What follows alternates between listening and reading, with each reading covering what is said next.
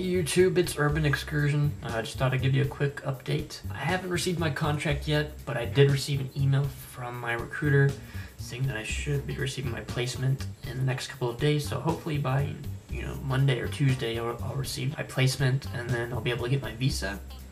But what I want to talk about is why I chose South Korea. I've gotten this question a lot, especially now with the incident that happened in North Korea, which I'll get to later on. The fact that South Korea has ancient and modern buildings standing side by side is something that really fascinates me. I love, walking by buildings. I actually just got back from a trip from San Antonio, and I probably spent the majority of my time, just walking the Riverwalk and looking at all the buildings. I basically just checked out a lot of the architecture, and that's something I'm really looking forward to when I get to Korea.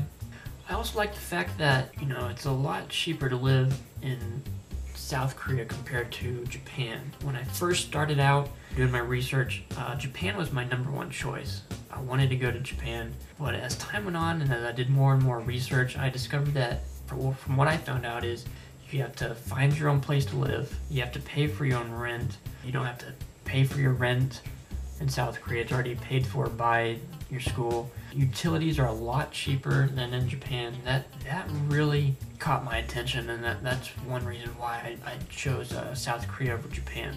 It's also a great way to build up my financial security. I have some ideas that I want to get going once I'm done teaching in Korea. I like that South Korea is really close to Japan, China, Thailand. It makes it's in a great location to visit other places if I have the time. The main question that I've been getting from a lot of people is, why do you want to live in a country that's at war right now? I'm aware that South Korea is still at war with North Korea.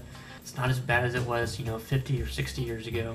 But the fact that, Kim Jong-il has died has worried some people, and they're afraid, North Korea is just going to go crazy and start blowing everything up. I think, they may be crazy, but they're not stupid. The fact that they're still at war, it doesn't really scare me. I don't like living in a life of fear, and I hate thinking, what if I did this? I don't want to, go 20 years down my life and be thinking, what if I had gone to South Korea? I wonder what would have happened. I actually want to do it and, find out.